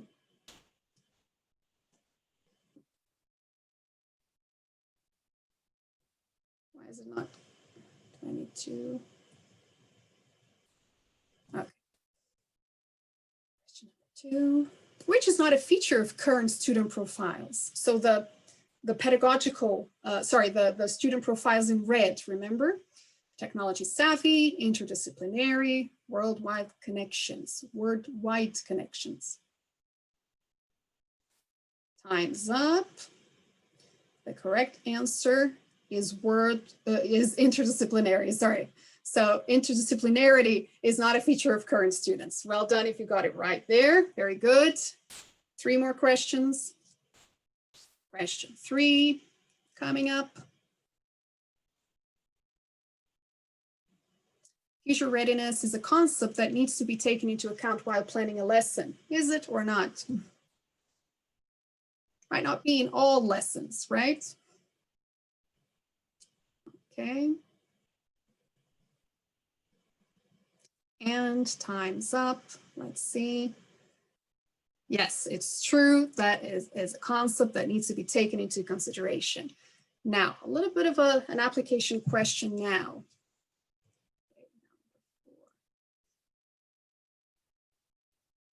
Question is, while teaching a science lesson, the teacher asks the students to repeat the definition of cell after her. Is this a contemporary method repeating the definition of cell after her.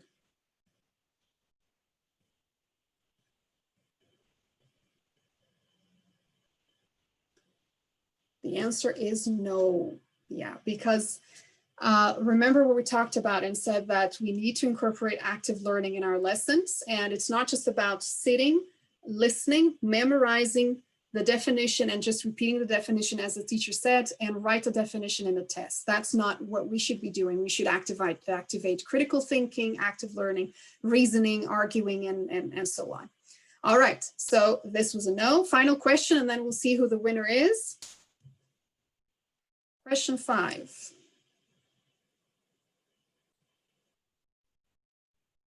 While teaching IT, the teacher asked the students to create a PowerPoint template for their future presentations in groups. Is it contemporary or not?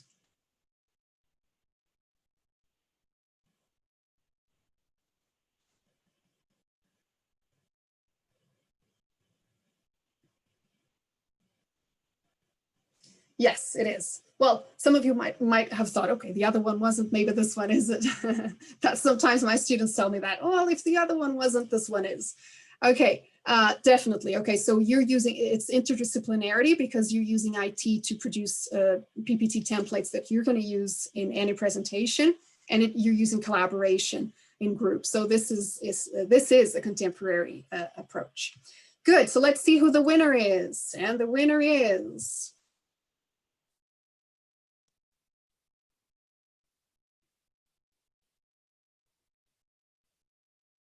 Okay, PJ, well done. Very good. Excellent job. Very good. You were paying attention to everything we were discussing here. Good job. Well done. Well done. Okay, so now that we reviewed the topics, I think you're ready for the next activity.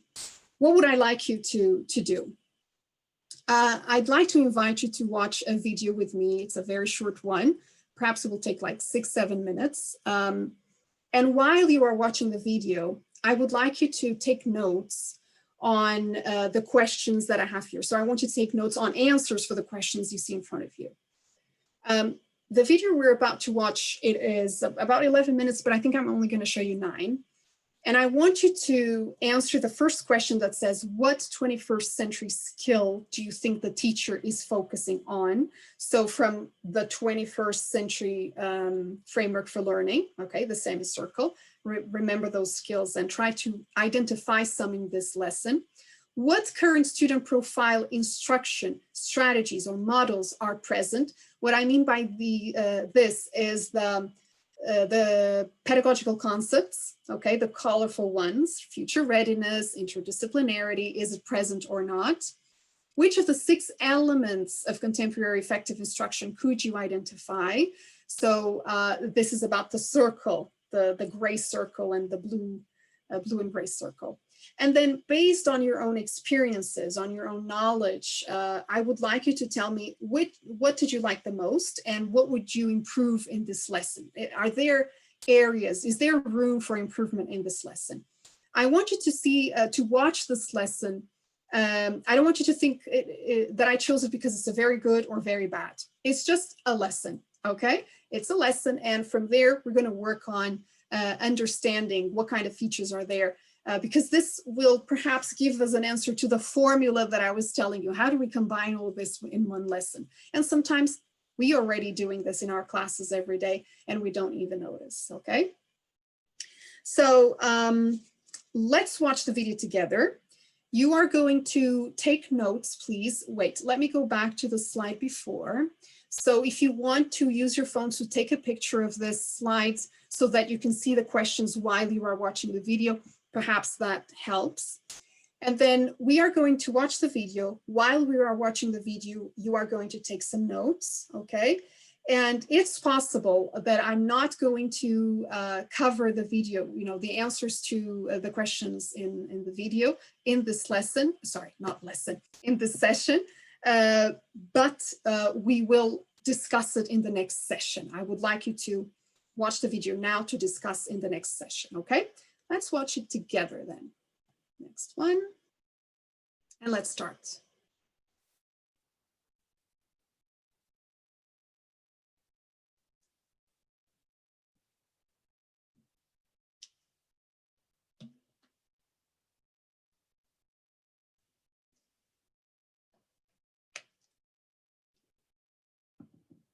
Well, I want to show you a little video.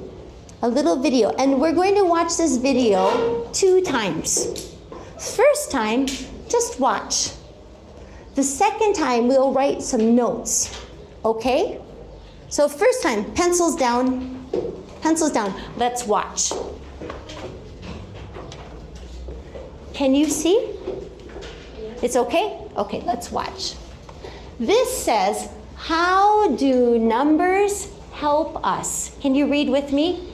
How do numbers help us? Good, and we're gonna watch. How do numbers help us? Where does it go? It's going all over. There.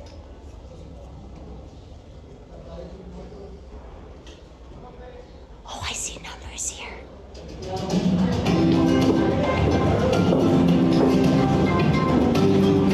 Is it too bright? How do numbers help us?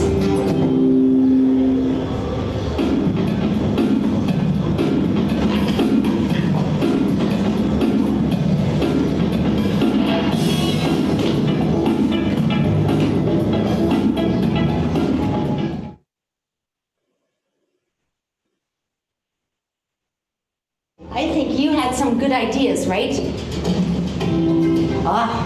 Numbers. How do numbers help us? Write some notes on your paper. How do numbers help us?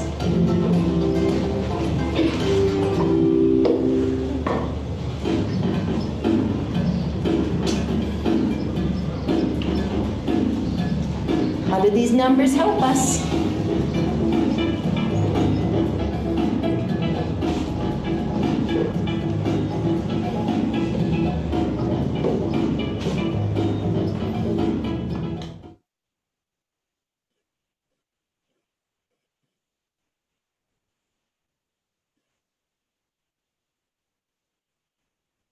So would you write on your paper some of the things that you saw in this video?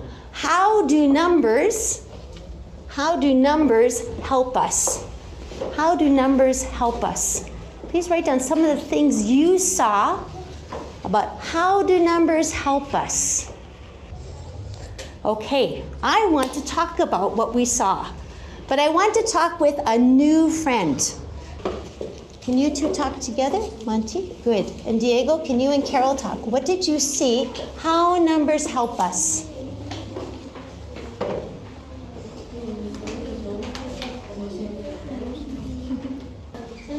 What did you see?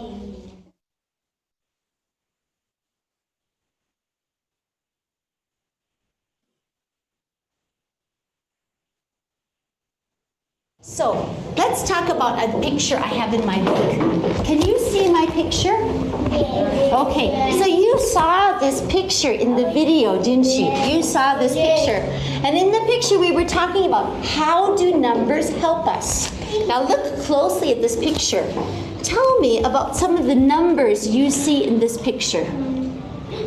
Fatima, what do you see? 3. 3. Why does she have 3 on her shirt?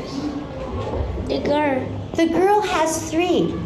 Why are they wearing numbers on their shirt? I don't have numbers on my shirt. You don't have numbers on your shirt. Why are they wearing numbers, Carol? Playing. They're playing. What are they playing? Football. Soccer. Soccer. They're playing soccer. And when we play some sports, sometimes we have a number. So her number is number 3, and her number He's 4. 4, and her number 5. and her number 10. And it also says their names. It says Meg, Zia, Hannah Kay, and Yasmin. Now there's some other things in this picture. Is there anything that we can count in this picture? What could we count? The balls. The balls. How many balls do you see? 3. 3 balls. Is it enough? 3 balls? Yes. Maybe enough, because we're going to share, right? What else can we count in this picture? What else can we count? The girls. The girls. How many girls? 4. 4 girls. Let's count. 1, 2, 3, 4. About how many shoes do you see? 7. 7. 1, 2, 3, 4. We can't see this one. 5, 6, 7. But there must be 8 shoes. How many shoes do we see in our classroom? Can you count? Tell the person across from you how many shoes we have in our class. 24. How many do you think? 23. You think 23? Somebody missing a shoe? How many do you think, Diego? 26. 26? How many do you think, Mariana? How many? 20. 20 shoes? Should we count? I think we can count all together. Let's count. 1, 2, 3, 4, 5, 6, 7, 8, 9, 10, 11, 12. Help me out. 13, 14, 15, 16, 17, 18, 19, 20, 21, 22, 23, 24 shoes. Oh, you counted my shoes. 25, 26. Okay, so I have shoes too. How many pencils do we have in this room? How many pencils? 13. Show me with your fingers. How many pencils? Show me with your fingers. Show me with your fingers. How many pencils? Just 10?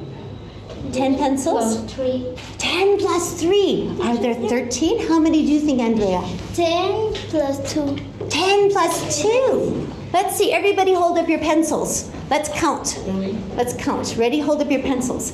Let's start over here with Diego. Please count. 1, 2, 3, Oh, 1, 2. 3, 4, 5, 6, 7, 8, 9, 10, 11, 12. 12 pencils. I don't have a pencil, so no pencils for me. Yes. Who thinks it's 12 chairs? Ah, very good, because we had 12 pencils and we have 12 students, so we have 12 chairs. I have a very hard one. I was noticing your beautiful buttons on your sweater. You have buttons on your sweater. How many buttons do you have in this whole room? How many buttons all together? How many buttons all together? 48. Are there 48? Really? That's a lot of buttons. She thinks that there are 48 buttons in this room. Okay, would you write down some of those things that we just counted? We counted pencils. We have 12 pencils. Would you write down 12 pencils on your paper? We had 26 shoes. We had 48 buttons. We had 26 shoes. Write down all the things that we counted. I'm going to give you one card. This card has something that you can count on it. Oh, we're missing one card. Let's see, where is it? Just a moment, I have one more. I have it. Here you are. Okay, look at your card. 10. So, you're going to ask your friend how many. You're going to ask your friend how many, so watch. Watch. So, would you help me out? Can you help me out? I'm going to ask you. You ask me, how many? How many? And I'll say, I have 6. 1, 2, 3, 4, 5, 6. And I'll ask you, how many? I have a 6. 1, 2, 3, 4, 5, 6. Great. And then I say, let's trade. Let's trade. Okay, and I'm going to ask over here. I'm going to ask Camilla. Camilla, how many do you have? 12 stars. 12 stars. Ask me. How many do you have? How many do you have? I have 6. 1, 2, 3, 4, 5, 6. Let's trade. Let's trade. Trade. Then I'm going to ask a new friend. Mariana, how many do you have? How many? 10. Can you count? 1, 2, 3, 4, 5, 6, 7, 8, 9, 10. Ask me. How many? How many do you have? I have 12. 1, 2, 3, 4, 5, 6, 7, 8, 9, 10, 11, 12. Let's trade. Can you say it? Let's trade. Let's trade. Okay, so everybody stand up. Stand up. Let's do a little counting. How many do you have? How many do you have? I have 5. 1, 2, 3, 4, 5. Let's trade. 2, 3, 4, 5, 6. Okay, this should be enough. I hope you had an opportunity to pick on some of the elements, the features that we talked about and discussed in this lesson. And that you took note. I hope you took note, because our session is about to finish. We only have about 5-10 minutes. So I would like you to keep those notes, because the first thing we're going to do next session is to discuss those answers. So you're going to share the answers with me. You are going to tell me what could have been done better, what kind of things you really liked, what kind of things you already use in your classes, and so on and so on.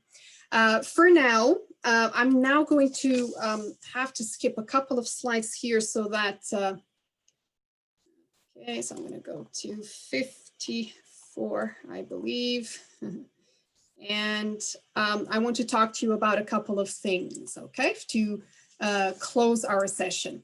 Now, don't panic if you see the words homework there. This is not homework, okay?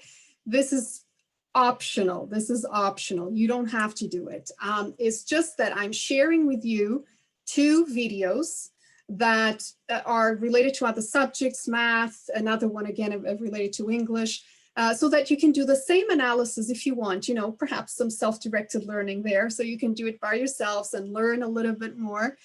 Because I thought this would be interesting, because this is one of the activities that my students like the most, to watch other people teaching and then try to find these features of teaching and the models, and then discuss them and try to learn from them, and also understand what kind of things could have been done better. So I'm sharing with you these 2 links, and you actually can see the links here in our platform.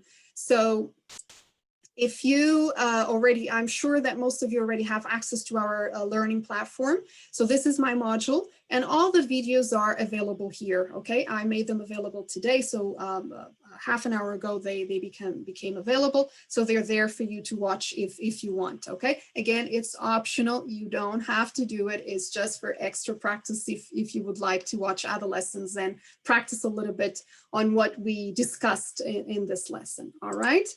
Now, what would I like to say now? Let me go back here. Sorry, 1 second, and start the presentation again. All right, so remember, keep the notes about the video we watched for session 2. Watch these videos if you would like to practice a little bit more. Let's wrap up our session, okay? So what is it that we covered today? So this is the closure of our session. Remember the PPP model and the closure. So we started by talking about current student profiles. We talked about future skills, what kind of skills our students are going to need for the future. We talked about elements of effective instruction. So, you know, all the concepts, the pedagogical concepts, the elements that need to be in a lesson. We also talked about some models of lesson planning that you can use. And we talked about how important it is to implement all of these in our teaching. And by next class,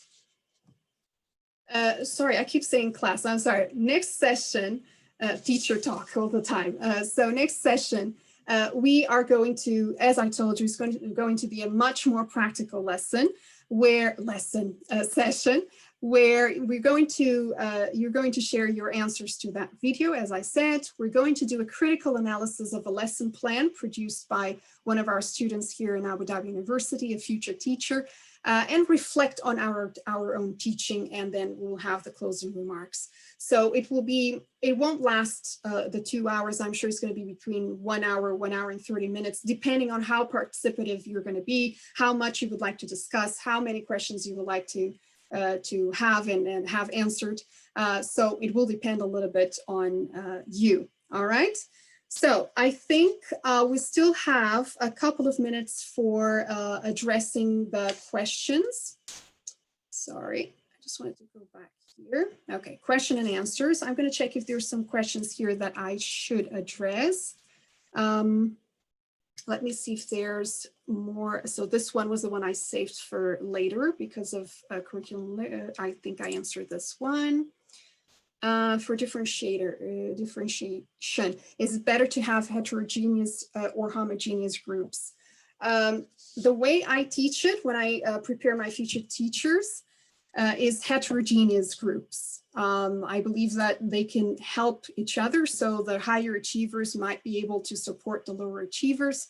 We have lots of discussions about this in our classes because some students or some of the future teachers or teachers right now sometimes say, but maybe the lower achievers might feel a little bit intimidated. They feel that they're not at the same pace. So do we really want to do that? Again, I think there's no perfect formula for anything, right? Especially in education when there's so many factors that come into play. And I think that it comes a lot with our own experience, and it comes a lot with how we, the context we have, the type of students we have, and how they react to certain approaches. And it's also it's also good that we as teachers are able to observe what's happening in our classes and try to modify things that are not working. So you might try the heterogeneous groups, but then if you think that it's not working, you might want to vary, sometimes homogeneous, sometimes heterogeneous. Again, there's no perfect formula, right? Okay, I'm going to answer a couple more, and then I'm going to go to the Zoom question and answer. I don't think this was a question. Screen time is damaging students. Cite 8 session plus homework time. Is this a 21st century skill too? Screen time, I don't think it is. Technology and being able to be digitally literate definitely is. Again, questions related to this will be discussed in the certificate about educational technology. Okay, you will have an expert that will be able to address this for sure. One more question from here. Yes, and mentoring by real professionals working in the real world to help students understand what they will be facing after their degree. Okay, so that's an opinion. Definitely, we discussed this. I agree. Someone is saying they agree. I'm not quite sure what they agree with, depending on what I was talking about at the time. One more question from here. What do you think is the best grade level the students should rely or use technology where let us face the fact that they really need to know the basics first? What do you think is the best grade? Again, I don't think there's a black and white answer. I think that sometimes it depends on your own country, the directives you have from the government and the ministry on how early you should introduce technology in your teaching. So it goes with that too. And again, I would be in favor of technology supporting learning, not replacing, but supporting learning, but not replacing it, not replacing the reading, the writing, etc. In a traditional way, handwriting, reading a book, for example, should also be present there. Again, questions related to technology will be discussed in the certificate about educational technology. They are the experts and better prepared to answer and perhaps open even more discussions about this. So please do keep these questions for the other certificate if you think that's something you would like to explore a little bit more. Unfortunately, I don't have time to read all the questions here because we're running out of time, but I will address a couple more questions from the Q&A on Zoom, because I can see some of you are using Zoom to ask questions. And I would also like to say that if there is a pressing question that I was not able to address because of the huge numbers of participants we have almost 300 participants here. If I did not address any question that you really would like me to answer, I'm free to receiving questions via email if you would like to. And if I have the time, of course, I will, of course, address your questions and we can discuss that. Okay, let's see what kind of questions we have here. I'm going to start with the ones at the bottom. Okay, thank you. Okay, yes. Preparing students. Okay, I think these are just answers to questions I was answering. Okay, can I ask about technology certification mentioned by Dr. Daniela? Is this offered for public or just for EDU? It's for the public, it's for the community, for anyone internationally. It's going to be advertised soon, so keep an eye on our social media and keep an eye on the same platform that you used to know about this certificate, okay? The one that we are having now. How can we monitor all students during online learning? Again, it's a question that I would ask during the certificate about educational technology. This question will be better answered there. It depends on the teacher and its strategy and how much he is dedicated. I don't think that is a question. Probably was answering someone else, some of my other questions before. Okay, let me read this one and then I'll have to stop here. I hope you understand with so many participants, it's difficult to answer all the questions. I guess this is a comment. Students are getting a lot of support at home. Good. The parents don't offer the opportunity for their kids to respond in live sessions. Parents constantly whisper their answers on Zoom and finish the assigned tasks for them. That's not good. I repeat every day that it is not okay to whisper their answers, of course. They impact their children's academic success and future skills. How can I effectively get parents to stop helping and affecting their children? All they care for is getting high marks. High marks are more. It's a difficult question. It's very hard to answer because we know that any parent in the world wants the best for their kids, and so they want high marks as well. They want their kids to have high marks. Sometimes they fail to understand that having high marks is not a synonym of their children becoming good future workers. You might have students that don't have high marks, but they're going to be excellent future workers.